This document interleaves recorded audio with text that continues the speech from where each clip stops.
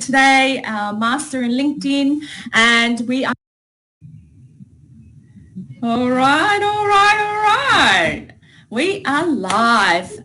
Thank you for joining us, everyone around the world, friends, networkers. I've got Edward Zia today, Master in LinkedIn, and we are going to talk about how to stand out and nail your job search. But I was just speaking to Ed, and I reckon we can even go down a rabbit hole a little bit and build long-term brand for yourself on LinkedIn and outside of LinkedIn, because Edward is just a master in influencing, meetups, networking. So I've learned a lot from Ed. So if you've just tuned in, I've got Edward Zia here. I'm Alice Cheng, a career coach. So let's get cracking. If you've got your lunch and you want to learn, let's get going. So Ed, maybe a bit of a self-introduction.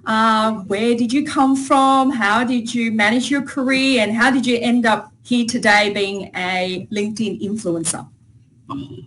Firstly, I just want to say, Alice, it's so honoured to have you with us. If you are watching this live stream, Alice Cheng's the ultimate career coach, and this is me live drinking mineral water at Novotel Darling Harbour. Yeah, so long story short, I've got the worst, convoluted, bizarre career path that I do not recommend for my worst enemy, right? So I used to be in the Australian Army. I was in the Australian Federal Police, and I was doing that for years. And I was a career government guy, and I got very badly injured, and that threw me into private industry. Then because I've got a big mouth and I'm good at talking to people, whenever I go work for anywhere, I'd just be dragged. I'd always be in front of customers or sales. So in other words, I could go knock on any door saying, "Would you hire me?" "Oh yeah, you're a sales guy, done." So I was a sales guy before I thought I was a sales guy. And for years, I worked in private industry. And when I was about 30, I decided to go out on my own as a marketing consultant. And many, many years later, I found myself as a LinkedIn influencer. So it's been a long, crazy journey, Alice Cheng. Yeah, and that's amazing. And throughout your career journey, did you find that you felt a lack of self-doubt and confidence before you jump into something new, or you just went along with it and just did it to build up that confidence? Which was it, the chicken or the egg? I would say it's probably more the egg. So because what would happen, right, is it depends on the situation. So if I was, let's say, unemployed or homeless, which has happened to me, and again, I don't recommend for anyone, right? It's another conversation. There's nothing, because if you're unemployed or homeless, and I've been both, there's nothing to be scared about. It's like, I'm already living in my car. It's almost like the worst thing is losing my car. Rejection doesn't mean anything. So I always say to people, if you've got nothing, rejection can't hurt you because you've already got nothing. It doesn't matter, right? Yeah, pretty simple. That is a great point. So for those of you who've just joined us, I'm with Edward Zia. He's just introduced himself and briefly mentioned his career path, and we were just talking about how do you feel confident when you're jumping into something new, and the answer is just do it. So that's very similar to me, Ed. I think in my career path, I did the thing that everybody did: find a job that will make you money and you'll be set for life. So I went down the path of accounting, and I hated it for 24 years. Didn't know what I wanted to do until I had a midlife crisis at 40, and I went, I cannot do another month end or deal with budgets again. So in that moment, I made a decision. I didn't have anything else to go to be honest, and I was earning good money. I was over 220K, right? So it's a really comfortable salary to let go, and lots of fear. But then I went on this journey going, well, what are my strengths? What can I do? And then started a side hustle in career coaching, because I realized where am I really strong in? And that was leadership and people. People would often come up to me and go, can I get your career advice? Can I do this? Can I ask you about something? And that's kind of opened up a whole new world for me. And I went down that path. I did my side hustle for 4.5 years, long story short, and fully leapt into my full-time business life at age 45. So I guess my question to you is, were there any pivotal moments in your career where you had a lot of self-doubt, you were lost, and you're going, shit, what am I going to do with the rest of my life? And then what did you do about that? Yeah, absolutely. And a good story to tell in relation to career is when I spent a year as a homeless veteran. So what happened to me? So condensing a very long, boring story short to make it more interesting. So had a few very, very good years working in corporate Australia, which is a whole nother side plot by itself.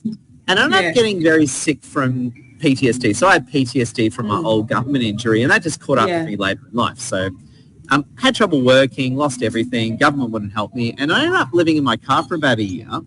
And that's when I actually emigrated to Sydney to start my life again. So I actually came to Sydney as an immigrant, like a lot of people do, literally living in my car, start my life again. And what was interesting about it was I just focused on what I was good at. So and what was interesting is I've always been good at making friends and talking to people. And when things took an interesting turn is one of my friends that I made, she runs a health company and she sells a lot of health products at places like at shows, right? And she said to me, Ed, I want you to work in help me sell health products at the Easter show for me. And I'm like, listen, Denise, I think you got the wrong guy. And she goes, no, Ed, you're a natural. Ed, I'll pay you $300 a day plus you get 20% commission. Yeah. Right? And I ended up making about $1,200 a day over 3 days. Wow. So put yourself, so I'm a homeless guy living in my car who just made over $3,000, right? Yeah. Right? And what that did was that restarted my whole life because I realized, hang on, like marketing and sales is totally my thing. And then from there I became a marketing consultant. Anyway, the point I'm making is that I just followed what I was good at and what was paying. And that's what I say to anyone watching. Like, if you follow what you're great at, that will lead you to great success. Because in hindsight, before I became a homeless veteran, I should have got out into business earlier. In fact, if I got out into business earlier, I would never have been a homeless veteran. It was me staying. So it was actually me staying in the workforce that ended up shafting me. So if I got out earlier, I would have avoided years of pain and suffering. Yeah, and so in your opinion, that's a very good segue into my next question. Do you think it's worthwhile focusing on trying to build, get better at your weaknesses? Do you think it's worth the energy then? No. It's look, the answer is if you've got a glaring weakness. So, for example, if you're addicted to alcohol or food, I was addicted to food. If you've got a weakness that's an addiction that's holding you back, obviously you've got to deal with that, right? Yeah. But putting aside extreme, eating disorders like I've had, right? The answer is really no, because at the end of the day, you want to focus on what you're good at. That's where the money is. So let's say you're watching, and let's say you're really, really good at sales. Become a corporate salesperson. Let's say you hate people, but you're great at operations and process. Become an operations and process person. So I always say you need to go into the stream that naturally suits you, because if you go into a stream that's not, and it's exactly what happened to you tragically, if you go into a stream that's not naturally you, you're not going to become a long-term top performer.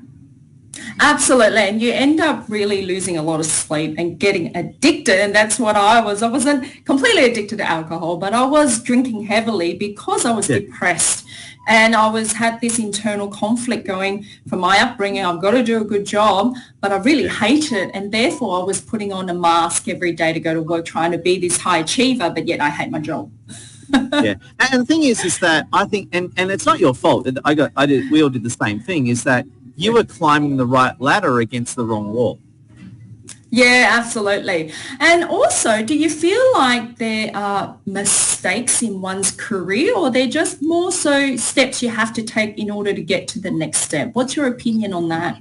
Well, the thing is, I'll give a different answer. You can avoid a lot of pain through thinking ahead. So if you're now, I understand sometimes you got to do jobs you don't want to do to pay bills and money. I got that, right? I understand. Yeah. But that's a short-term thing. You don't want to be stuck in a job that's not you for too long. You want to be, so let's say you're in a job that sucks and it's not who you are. A, you might work on your business, or B, you might have to go back and go to uni to work on your next job, right? But what I say to people is always be thinking ahead. Don't just do stuff. Be thinking ahead and have a plan about things. Perfect. I love that. And that is why and hire Alice Cheng. Like, again, don't just look at me. Absolutely. Just hire Alice Cheng. Plug there. Hire Alice Cheng and you'll solve a lot of problems. And that's why career clarity is so important. And to go back to our theme, right? How to stand out and nail your job offer, you really need to understand your unique value proposition, which really are your strengths. What are you good at? And so if you can't communicate that to people in an interview or in a promotion conversation, what are you good at and what outcomes have you driven that are quantifiable using your strengths, then why would someone hire you? So that's my first point about standing out. Would you agree with that, Ed? Oh, I can't say it better than what you did here. And the other thing as well is I've always been good. Before I got really sick from PTSD, I was a marketing director. I did really well. I was a marketing director in my 20s, right, for one of the casinos in Australia. And interestingly, I'd always challenge interviewers. So you know how you go to a job interview, and I'd almost be adversarial with my interviewer because they challenge me, I challenge them right back, and they like that. Yeah. So I've always had an adversarial relationship with recruiters and interviewers, and they loved it because they thought, I like this character because they're not taking shit. They're a person that can handle themselves. Absolutely. And it's called critical thinking and then voicing an opinion, showing that you're confident about having thoughts of your own. So, no, that's a great point. So moving on a little bit then. So when you were sort of moving forward into your career, how did you stand out on a document called the CV or a resume? How did you ensure that you got selected for that interview phone call rather than someone else in a saturated competitive job market? Yep. That's interesting, actually, because back in the day, this is pre-LinkedIn, right? This is before LinkedIn was. It's before you couldn't even post on LinkedIn. You're showing your age. That's why I got no hair, right? I did shave this morning though, so I'm nice and shiny. Right? So I was sitting there all morning getting ready for the live stream. So I shaved. But interestingly, what I did was, at the time, everyone had boring CVs. I actually put my photo in my CV and actually put all these images of me as a career person. So in a way, this is before LinkedIn was what it was today. My CV had a lot of photos and graphics and imagery with it, and I always got interviews, right? I always got interviews. Wow. Yeah. And the thing is, once I got an interview, I was very, very good at moving forward. So again, going back to earlier, and I know you like this, I've always had an adversarial relationship with people interviewing me. And whilst it sounds counterintuitive, people would love it. So if they ask me a dumb question, I'd actually push back on them and say, what do you mean by that? Can you give me a bit more detail? Right? Yeah. So quite often what would happen is I'd have, like, if I had a good interviewer, I'd be respectful, but if they asked me dumb stuff, I would be adversarial to them, and it actually inspired them and made them more interested in me. No, that's awesome. And so, okay, if I may summarize on that CV, that you've told a story about yourself. It wasn't just a list of all the tasks you've done in your life, because often, and that is a common CV mistake. I apologize. CV mistake, because I've seriously have reviewed over 1,000 CVs and more in my years of coaching as a hiring manager, and that's what people do. Bullet point of task, and just because you do something, it doesn't mean you're good at it. So that's common mistake number one, right? That we do that. And people make up stuff all the time. Like like you and I have hired and fired. We're not stupid. We've buffed our resumes. We know people are doing the same thing to us. Yeah, absolutely. And it's very glaringly obvious. Now, on that CV as well, it's not about exaggerating. It's being authentic, but also demonstrating the skill sets you've built throughout your career. So if I start seeing the same skill sets in each role, then I got to think to myself, well, what has this person done? How have they gone to grow themselves within the business and challenge themselves to drive value for the business? So that's another common CV mistake. And finally, another one is people don't put in what they have achieved.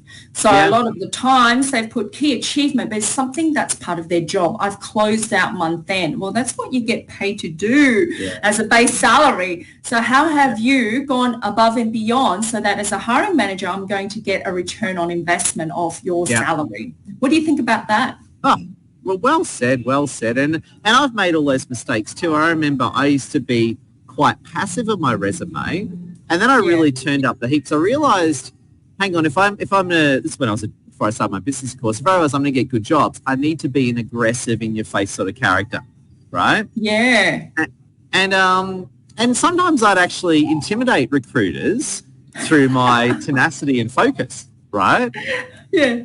It was kind of funny. So I'd really work hard on my resume, and in a way I'd hit them over the head with my resume, right? So if they said one thing to me I didn't like, I go adversarial on them, and the actual interview would go really well because I'd start making them work for their money. Yeah, okay, then let's switch. When you were hiring people, what stood out to you as you were reviewing all these CVs? What would make you pick up the phone and call that candidate and move forward with them? Exactly. It's just exactly what you said. It was someone who was very different that in a way was in my face. Someone, and I remember I liked it. I remember years ago at a casino, I hired this fantastic lady who I'm friends with today. She was adversarial towards me in the interview. And it's like, and you went, I like you because I don't know if you would know this in casinos. To work in a casino, you got to have sharp teeth. You got to have thick skin and sharp teeth, right? Yeah. Right. So everyone in the casino, everyone's out to kill you, right? Everyone hates you, right? And I depending what you're doing. I instantly liked her. We're friends. We actually spoke on LinkedIn the other day. We're friends still today. Name's Beck, by the way. And Beck, if you're watching, I love you. But yeah, she was adversarial, aggressive, and in my face. And I'm like, and that's the thing I think it's very important. She was very clear on what she's achieved. And a bit of backstory about it, she was like a real sports girl. Like she was like into netball and stuff. And so, you know, you're a sporty chick. You know, a lot of sporty chicks have that drive and in your face focus. Yeah. That was just awesome. And she's now like a general manager of marketing. So she's like, 20 years later, she's like a big shot. So she's moved up. Yeah. It wasn't me a lot of people think she's awesome too. And I think it's that in your face, this is who I am. If you don't like me, you can go to hell sort of attitude. That's what people really like. Yeah, that authenticity, it should come through in your interview. And actually, that's a great point. So when you go to that interview, so you've got an opportunity, great, you stood out on the CV, you're in the interview. What are some of your tips to really stand out in that 1 hour? Because they've got 1 hour to judge you, basically, and assess you. Yeah. Well, what I do is so two things is you want to listen very carefully so you're answering exactly their question, right? Yeah. And also, too, if they jest or jeer or insult you, you need to insult them back. Because quite often, a lot of interviewers will deliberately provoke you to see how you react. Yes.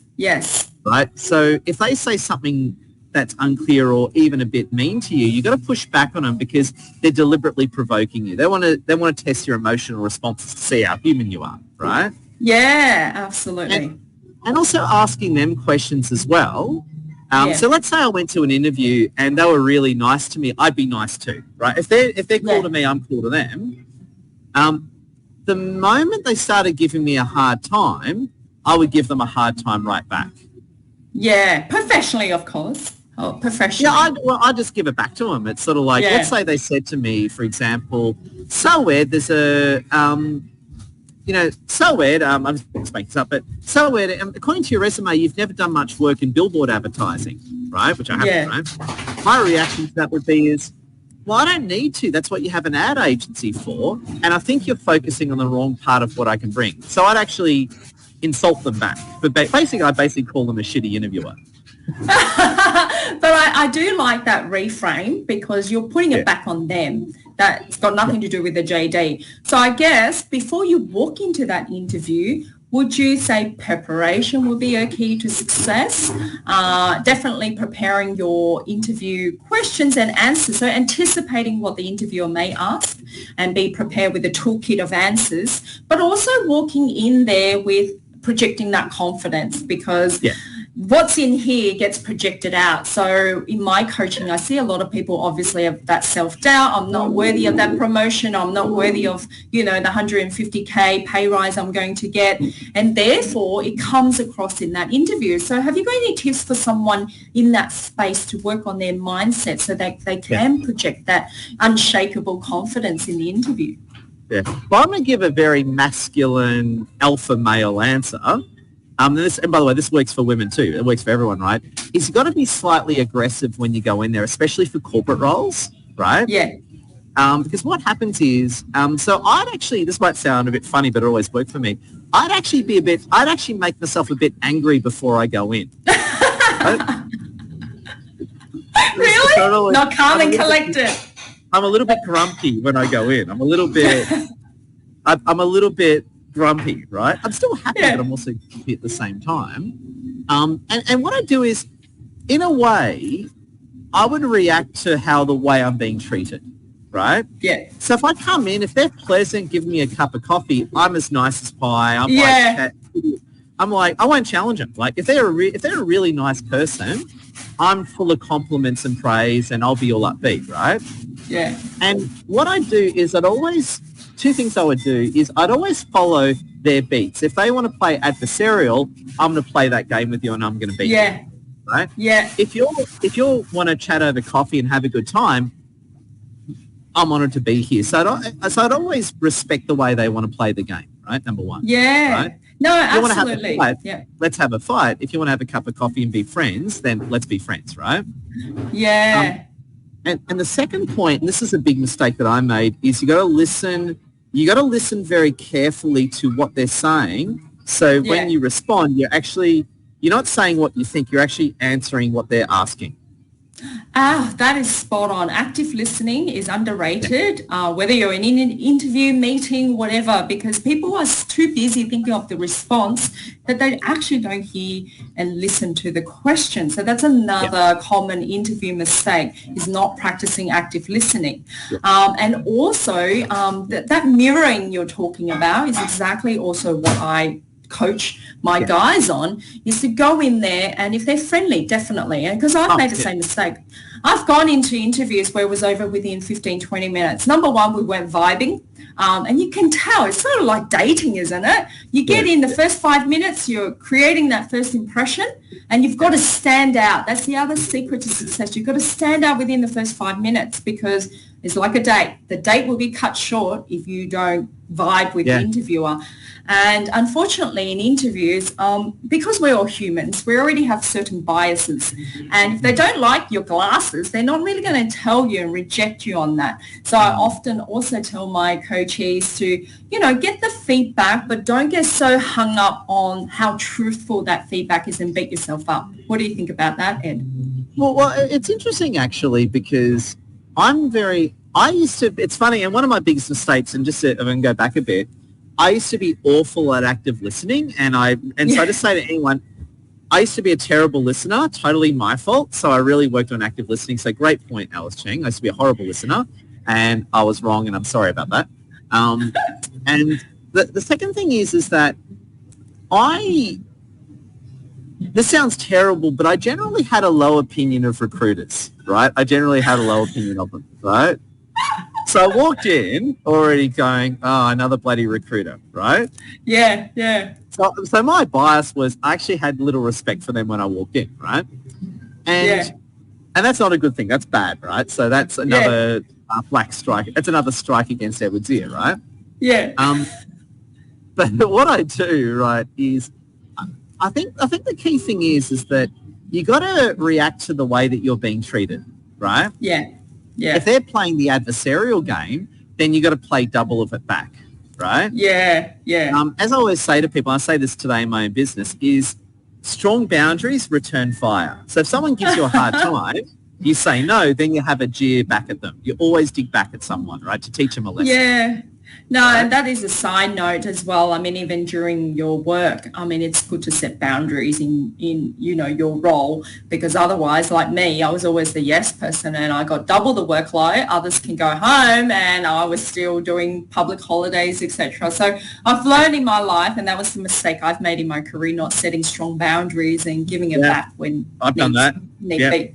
Yeah, so sorry to digress. So let's go back. So if you've just joined us, we have talked about having very clear career clarity, but more importantly, standing out in that first part, knowing your key strengths, knowing the unique value you're adding in order to stand out amongst the crowd, whether you're already in a job and you want to progress or whether you're job searching. The second part we've covered is that CV. So again, standing out on that couple of pages would include not listing tasks, but telling a story about the various skills you've built throughout your career and how have you used those skills to actually drive quantifiable outcomes for your business so that the business or hiring manager can go, yep, I'm definitely getting a return on investment on this person. And then we've jumped into interview. How do you stand out? Again, preparation, mirroring that person, active listening, and really prepare what's to come in that 1 hour, because you've really only got 1 hour, but the first 5 minutes is crucial because that's when you're setting that first impression. So that's kind of where we've landed so far in our conversation. And thank you to Edward, because master influencer, great meetup organizer, and just a great sales and nice human as well. So thank you very much for joining me on this conversation. So last of all, when you just say you've landed a job, great, you're onboarded. So what would be your advice to really set that path forward to create a great first impression, pass probation, and also build a brand for yourself, right? Because if there was a promotional opportunity down the track, you want to be the first one to get tapped on the shoulders. Yeah. So what's your experience, and based on your being a LinkedIn influencer, how can we leverage LinkedIn as a tool as well to really stand out? Exactly. So Phil, good. I'll give you more the LinkedIn answer. That's probably better. Yeah. I think that's probably better what I can speak to. So what I say to people is this, right? Once you get a job, you then got to, your problems have just begun. You then got to pass probation, right? Which is the same discussion, right? Once you pass probation, what happens if you get fired tomorrow? So the thing is, just because you pass probation doesn't mean you're secure. You can get. I've known people who've been headhunted that have passed probation that then got retrenched on month 10. Wow, that's nasty. Yep. Yeah, nasty. So what I say to you, everyone, is just because you've got the job, even if you pass probation, that doesn't mean anything, because what happens if you get retrenched tomorrow? You're dead, right? You're dead. Yeah. So you're always going to be, and this is where LinkedIn is fantastic, right? Putting on my LinkedIn consultant hat, right? Yeah. This is where LinkedIn, for job seeker, talking job, same for business owners, but again, I'm talking more job seeker career here, right? But where LinkedIn is fantastic, and I say that about 20% of our clients are career-based, and this is what I say to them, right? Yeah. When you post on LinkedIn, all your bosses and your bosses' bosses are seeing you. Yeah. So you can use LinkedIn to post content about how wonderful your job and your company is. And that does two things, right?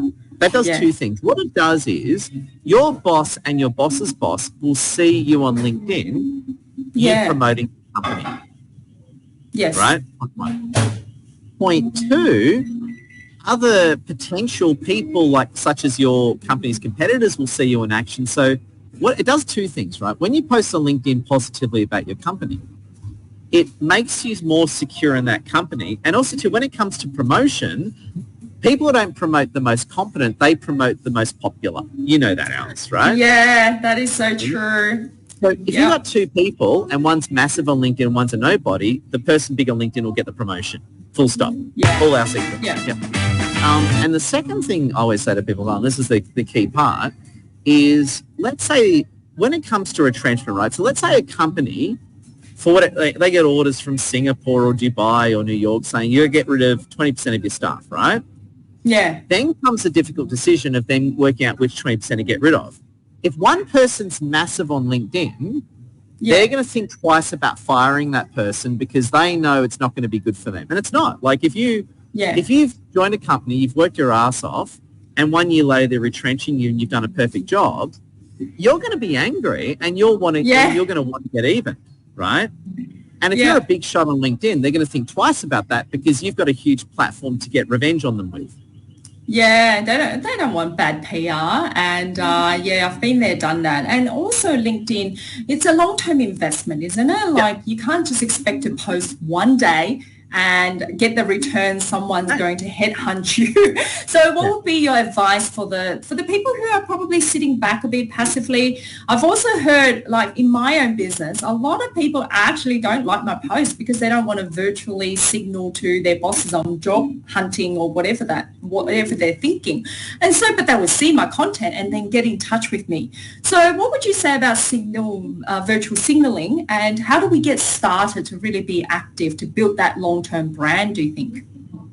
Yeah. Well, what I say is I'm all for respecting my job and my employer, right? So I'm the first guy. Like I think jobs are fantastic. I think companies are fantastic. If I'm working for a company and they're good to me, I want to be good straight back to them. Pure and simple, right? Yeah. Loyalty is a two-way street. If the company's loyal to me, you're going to get nothing but loyalty back from me. So you've got to respect the integrity of your agreement, right? So post about your company, for example, let's say your company shares blog posts on a regular basis. Yeah. Your content, just post their blogs. Hey, let's say you work for McKinsey, right? Or Procter & Gamble or whatever, right? Or Microsoft. Let's say you work for Microsoft and a cool blog post comes out. Just share it on your feed saying, hey, I love my job at Microsoft. Here's a great article about, what ChatGPT is up to, right? Yeah. So that's what you got to do. You just share your company's content because that does two things. It makes you look good. It paints you as a loyal employee. So again, they're more likely to promote you, less likely to retrench you. And if you do get retrenched, because you've already got a big brand, you'll get a job within a month. You won't lose your house or everything or yeah. Right? Or you're not going to be working, no disrespect to retail workers, so I have a lot of respect for them, but if you're a high-flying corporate, the last thing you want to do is wind up in retail. Yeah, no, that is actually a great point, Ed, and we might no dissing to retail workers, of course, but I'm saying. So don't disrespect. And thanks, John, for commenting, and he's just mentioning that that's what he was dealing with prior, our conversation about virtual signaling and how do we get started on LinkedIn. But that is a great point. We're not saying you need to create and generate your own creative content, videos, etc. You can simply just share or make a comment on someone else's post as well. And that gets you going until to that point where you can create your own content, and that's simply by even sharing what you already know or what your strengths are. And so a lot of my coaches, some guys have actually gone, and girls have gone on there and really go, hey, I've just learned about data analytics and these are the key things about transformation in the data space. Or they're like, oh, actually I've just gone and had a meeting and these are the things I've learned out of that meeting. So it doesn't have to be confidential information. What you're trying to do is share your thoughts and stand out going, actually I'm an independent thinker and I've got these key strengths that I can really share my knowledge with. And what do you say to people who are scared of, oh, no one's liking my post? What do you say to that? Don't worry about it, because you might post for 60 days and no one likes your post. Then on day 61, you start getting people's attention. Yes. So you gotta develop some resilience and keep at it. And I'm going to give a bit of a veiled threat to make that happen, right? And this is what I would say to people, right? Okay, you got that job. You now got to pass probation, right? And I know plenty of people who month 5, day 29, they get a meeting with HR, and we all know what happens there. You didn't make probation, security will escort you out. Right? I know heaps of great people that's happened to, right? So you're not going to pass probation, right? There's no guarantee. Let's say you pass probation, you could get fired next month. You could get retrenched, right? So just because you've got a job, it doesn't mean anything. You can lose that job tomorrow. So you've always got to be posting and marketing for your... So posting on LinkedIn makes your job more secure and helps you get a better job and promotion. And I get you might be nervous about it, but you're nuts if you don't do it. Yeah, absolutely. Absolutely. Like, showing my age, right? Back in my day, companies were way more loyal. These days, companies don't care. You got to be more of a mercenary and thinking ahead.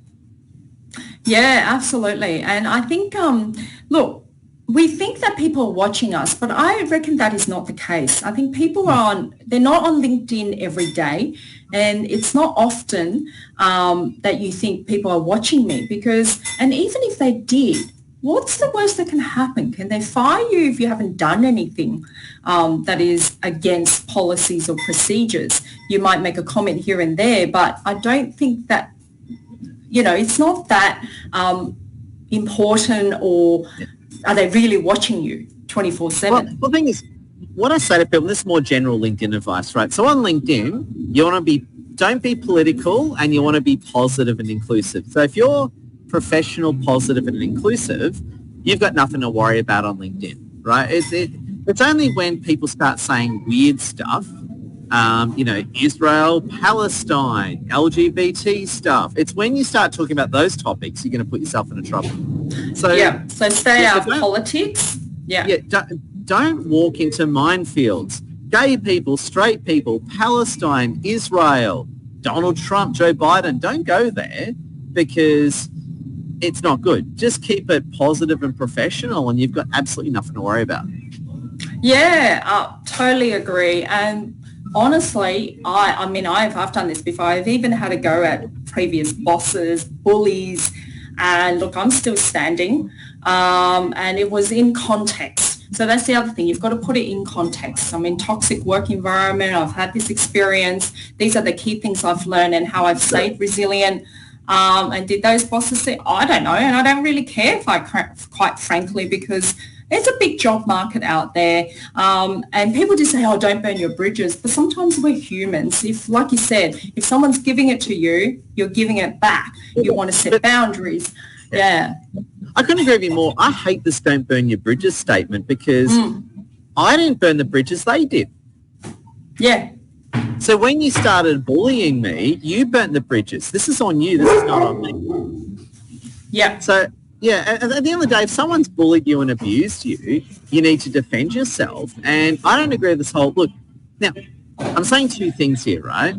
You should not go after someone just for the sake of revenge or your own ego. I'm not suggesting, right? That's point one.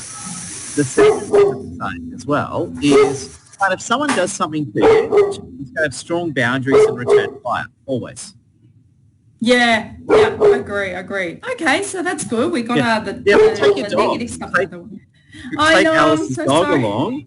That's awesome. That's a big dog. I like dogs. Take Alice's dog along and just stick your dog onto him. That'll be awesome. She's my attack dog. I go everywhere with her. What dog is it? It's not like a German Shepherd. That's a deep...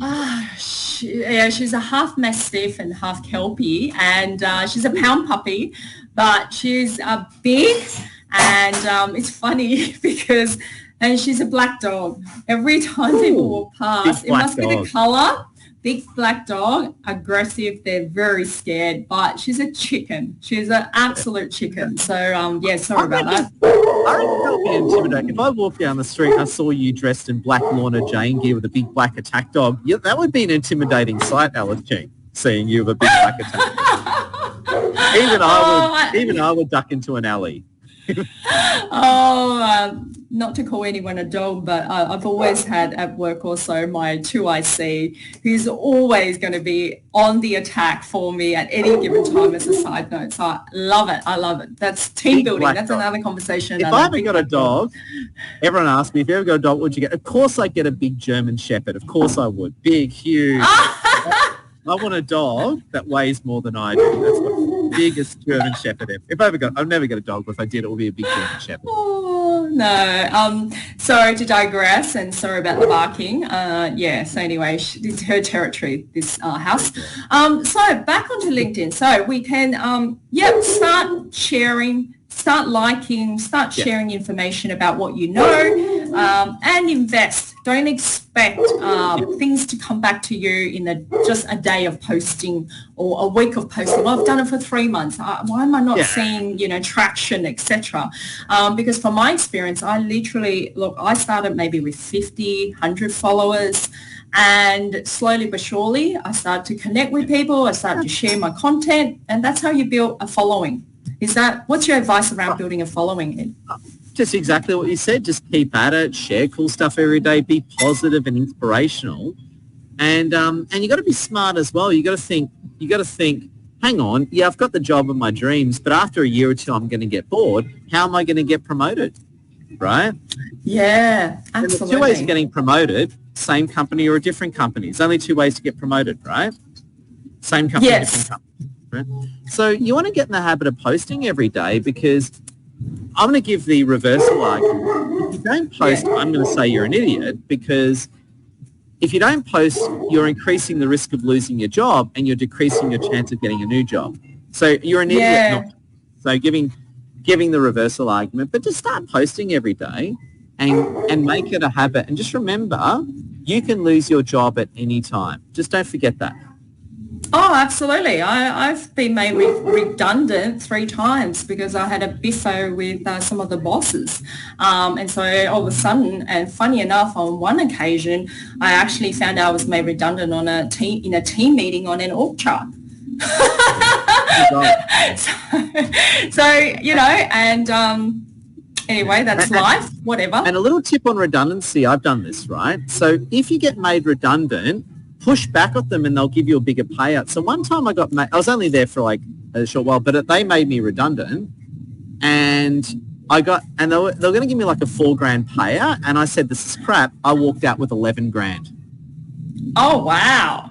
Yeah. That's so awesome. What I did was I pushed back at them and saying, this is unfair. Yeah. I've done all this for you. This is appalling.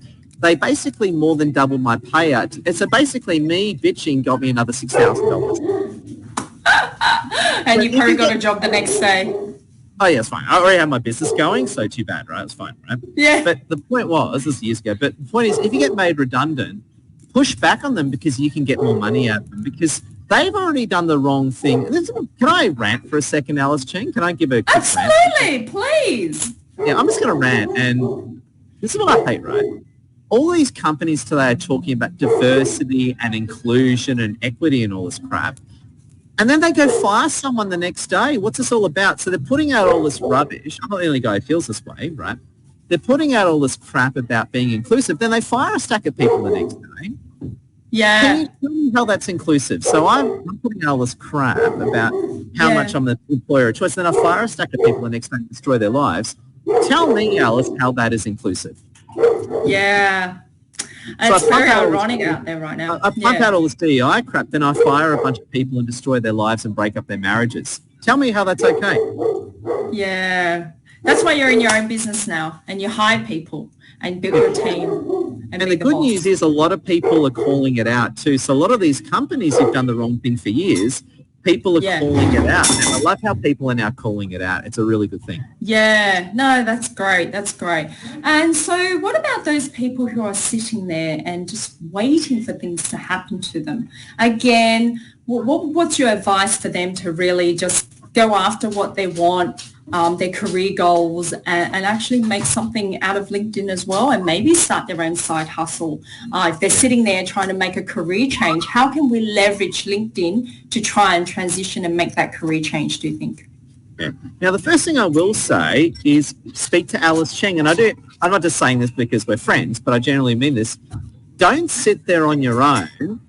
Speak to Alice. I'm sure you can speak to, you'll have a half an hour discovery session with someone. I'm sure you would, right, Alice?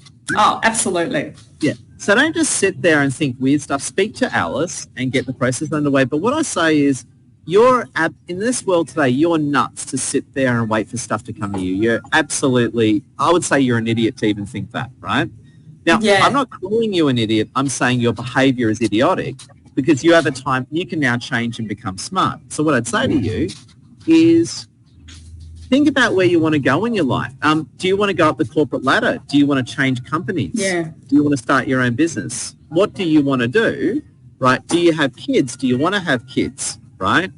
Do you want to become a high-flying, successful person, or do you want to become just someone who's middle of the road and an amateur, right? Yeah. It's up to you. Yeah. Right? Now, if you are watching this live stream, you want to become a successful high flyer, right? Obviously, otherwise you would have changed already.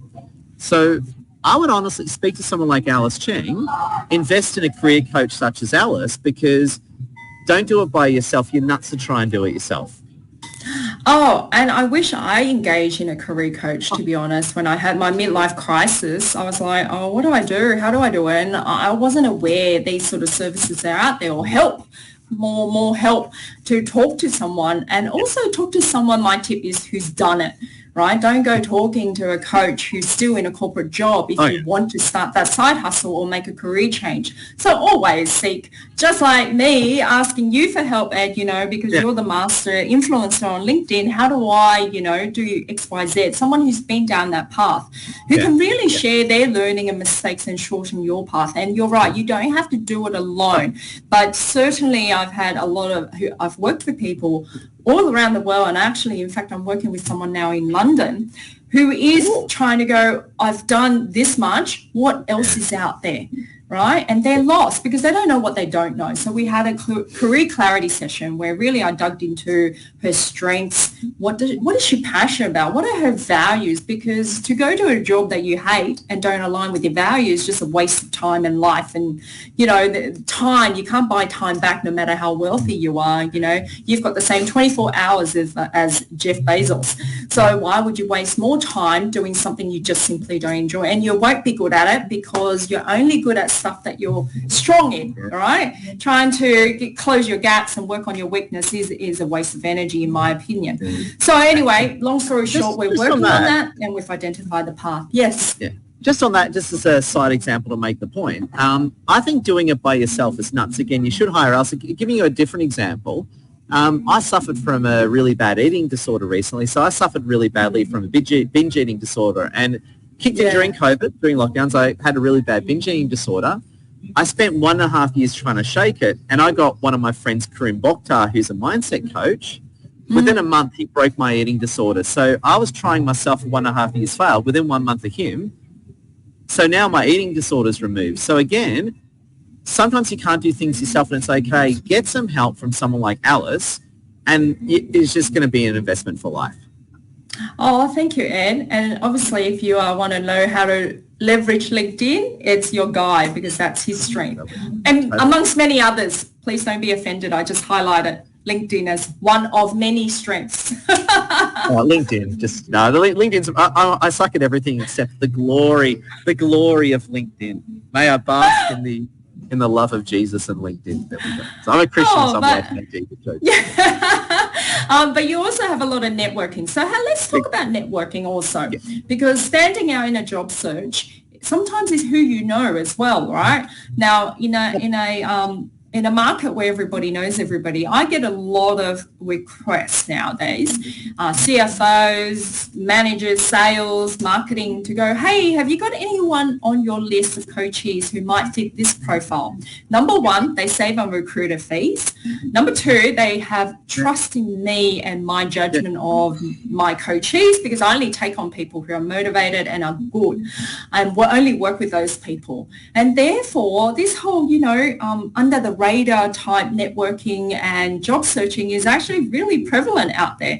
So what would be your advice on people trying to actually go out and network? Not on LinkedIn, not behind a computer, but actually physically get out there. Oh, so the best way of getting started, so one of my side roles is actually, so primarily I'm a LinkedIn certified consultant, but one of my side roles is I'm also the Meetup community leader for Australia. So with the Meetup platform, I also am part of the New Yorker team, and I help do customer support for Meetup across Australia. So I help people launch Meetup groups, basically. Anyway, so with Meetup, best thing is Meetup. So if you download Meetup on your phone or go to meetup.com, you can log in a Meetup. And what Meetup will do, Meetup will actually share, based on your interests, it'll share heaps of events. So let's say it's technology, it can be social or business. So let's say it can be technology, it can be dating, it can be entrepreneurship, or it can be hiking, cooking, reading, or even fitness. So I think Meetup's a great way to get started, because the beauty of Meetup is Meetup helps you find groups that mirror your values and your interests. So let's say, for example, I'm a Christian, right? I know you are too. So let's say you're more of a church-going Christian. You can find Christian Meetup groups, right? Right, yep. Let's say you're a Christian who doesn't really care, that wants to go out and get drunk and have a good time. You can find dating, drinking groups as well. You can find whatever you want to meet up to suit your values and where you are. And the beauty of that is that even if you're going out socially, as you make friends, those friends you make can also turn into business connections too. Absolutely. And someone who always knows someone, 6 degrees of separation. So even if I don't have someone on my list of coaches that fit that profile, I can tap into someone else in my network who may have someone. And so therefore it is that, game of life where, you want to surround yourself with positive, energetic people. But you never know. And that's why I love your meetups, Ed, because you go there, you meet all walks of life, and it may not turn into a business, but you're there to make authentic connections. And you only want to do business, I'm sure, with people who you like, right? Yeah, and also too, interestingly, another honourable mention too, especially for jobs and business owners, but again, we're here talking job seeking and career. Your local business chamber is fantastic. So business chambers are often full of employers. So for example, we're in Sydney right now. You've got Sydney CBD Chamber. You've got Parramatta Chamber. Parramatta is like a big Western city. You've got Manly Chamber, which is like our Northern Beaches Chamber. So business chambers as well, depending on, be it you're in Melbourne, Sydney, or you're in London. There's also, I've been there, you've actually got the London Chamber of Commerce. I've actually been to one of their events. So you've got business chambers. Business chambers are fantastic, obviously, for business connections. Right? Business chamber. Yeah. Meetup is great for social and business connections as well, but it's very important that you go to regular groups to meet people. Because, again, the more contacts you have is the better quality of life you're going to have. Because this is true, your network is your net worth. If you're connected to no one, your life is going to suck a lot, right? You're going to have a very rough life. If you're connected to lots of people, you're going to have more opportunities come your way.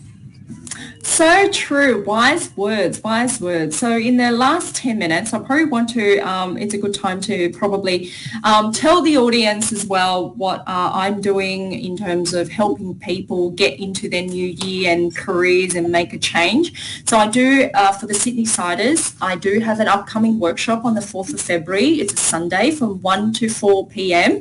where I'm going to spend 3 hours to cover what we discussed today very briefly. Finding that career path, but also clarity around that direction. I don't tend to go too far ahead in terms of, what's the 10-year grand plan? That's too far ahead even for me. But really, what's my next step? And even the step after that, because number one, it takes time to build skills. Number two, you want to get into a direction and a job that you really purely find joy in and love. So we dive into your strengths, the values. What are you unique? How do you build a brand? And what's your brand equity right now? So once we set that direction, then I'm going to jump into how to write a killer CV. So we've already discussed some of the common CV mistakes, but I'm going to show you exactly how to fix them. And on a couple of pages, sell your inner self, so extraordinary self, one of a kind, so that you can get into an interview. Now, unfortunately, with the time limit I have, I can't cover interview preparation, but I'm going to jump straight into how to build unshakable confidence, whether you want to accelerate your career in your current job or you want to actually venture out and find a new job. So that confidence, building it from the inside out.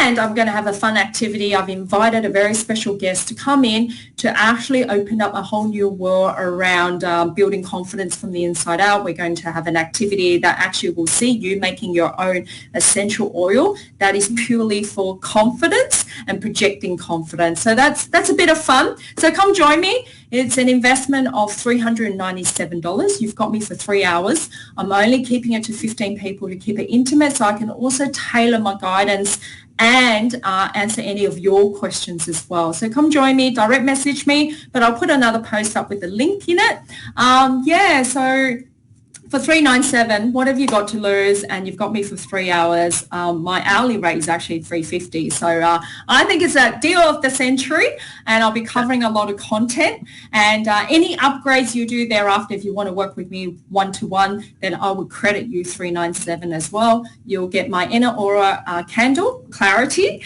and the oil that you'll make and take it with you. So all that is really worth $950, but I'm giving it to you for $397 because I want to help people out. Yeah, and just supporting that too, as I said earlier, and again, like using this as an example, I had a really bad problem. I had a really bad binge eating disorder about 6 months ago. Obviously, I'm not very proud of that, but it is what it is. I still do have that. Maybe I need to call Karim. Yeah, Karim and Sean Tucker. So credit to Sean Tucker too. That's another conversation. But what it is that you need help. So if you are watching this live stream, you've watched it this far, if you need career help, you're nuts not going to, Alice's workshop or speak to Alice for a free half an hour call because, again, sometimes, and me too, binge eating disorder, there are some things you just can't do yourself. You need help, and it's okay there's nothing wrong with getting help. In fact, I would argue if you're having trouble with something, not getting help means you're an idiot. So I would use a Yeah, argument. thank you. I totally agree. And also I want to reiterate, it's not just for job seekers, because if you're really lost in your career, you want to start a side hustle, you want to actually transition your career, but don't know where to go, it's not a workshop just for job seekers. So come on down and do a bit of career development and invest in yourself as well, because the skills I teach are for life. I don't teach things that are, great fad for tomorrow. So yeah, come join me. I look forward to it. So in our departing words, Ed, what would you like to tell the audience and get them moving in the right direction? Very good. Start thinking ahead. Start posting every day on LinkedIn. Be smart.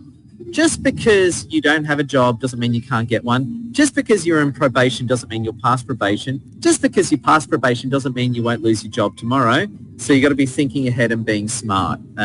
So yeah, I used to be a very naive, moronic sort of character who learned the hard way. And you don't need to learn the hard way.